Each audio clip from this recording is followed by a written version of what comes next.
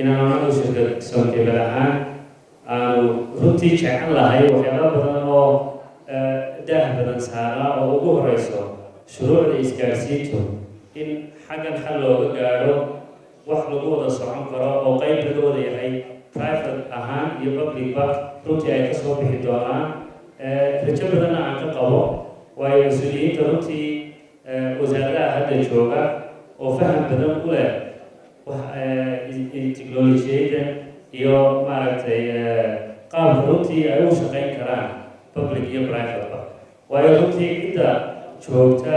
publicu haddii aynu kula fahmayn waxa aad private ku hayso maadaama oo private-keeni uu ka koray systemkeeni dawliga ah si la isugu wadana runtii ay u baahan tahay in la dejiyo qaabkii labadaas system ay ku shaqayn lahaayeen aad baan ugu faraxsanaya in shirkan oo kale aynu qabanno siduu wasiirka iyo agaasimuhu soo saareenna insha allah ay midhadhan noqon doono oo laga soo saaro qodobo iyo shuruuc lagu hago isgaarsiinta Soomaaliya markaan intaa kaga baxo haddii aan u soo noqdo shirkadeeda in waddanka ay ka qayb qaadato horumarkiisa iyo la tartanka dunida runtii waxa tusaale ugu filan tacabka badan iyo adduunka badan inaynu gelinay inaanu xarig fiber optiga soo dhigno inta u badan Somaliland gobolladeeda uu hadda ka shaqeynay su-aasha keliya isweydiinta waxay tahay ismaaragta iskacan qabsiga iyo wada shaqayntu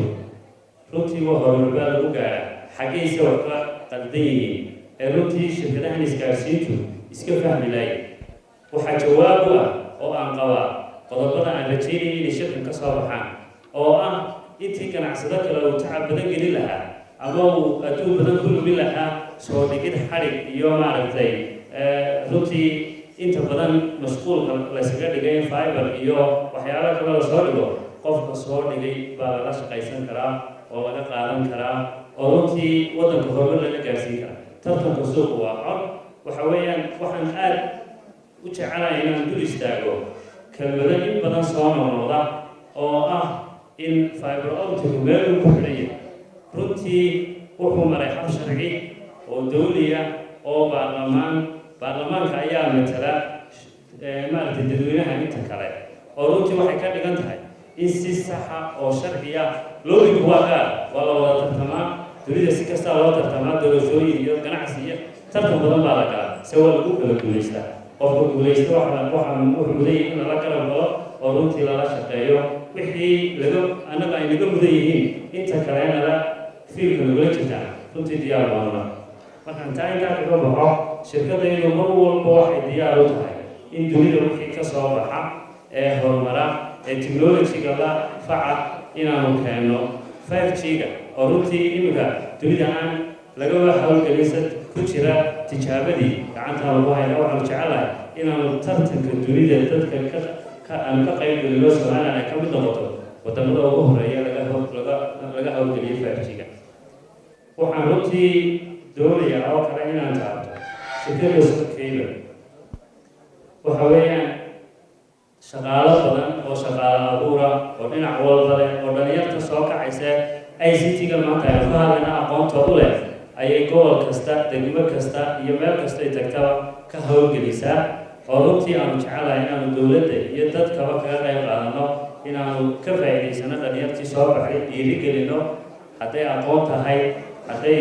maaragtay shaqaalaysiin tahay iyo hadday horumarka kale ee teknolojiyada wadamada kale ay haystaan ay nagu horeeyaba tahay aan u soo dhawaado maadaama waqtigu kooban yahay waxa weeyaan waxaan hambalyo u dirayaa wasiirka isgaarsiinta iyo wasiirka maaliyadda oo runtii noo abuuray platformkii wax la isku weydiin lahaa wax la isku oran lahaa wax lagu wada qabsan lahaa waxaanan jecelahay sidaa maanta uu eegyahay ee uu u qurux badan yahay hadallada xaggan aynu ka leenahay ay quruxda u leeyihiin waxaa ka soo baxaana inay quruxda iyo wanaagga iyo wada qadaqabsiga yeeshaan aad baad umahadsantihiin salaamu calaykum waraxmatullahi aad baad ugu mahadsantihiin sidaad noogu soo booqateen xaruntii Somcable iyo soo waxaan ugu talagalnay adeegyo dheeraad ah anagu waxaan ku bixinaynaa internetkii shacabka waan u jabinay mayfaagii gacanta diskoon wanaagsan baan u samaynay oo $15 ay bishii ku shubanayaan waxaan oran karaa magaalada Hargeysa qaybo kamid ah koobka shaaxa uu ka jaban yahay internetkaygu shirkad ahaan Samcable aan shacabka ayaan ugu talagalnay haday noqoto qaybihii kala duwanaa adeegii fiberkii ugu awoodda badnaa iyo sidoo kale kii guryuhuba waa noo diyaar carwada qayb baan ka nahay softwareada sidoo kale Samcable shirkad ku caana iyo soo labaduba inay tiknoolajiyada ka qayb qaataan aad baad ugu mahadsantihiin saad nooga soo qayb gashaan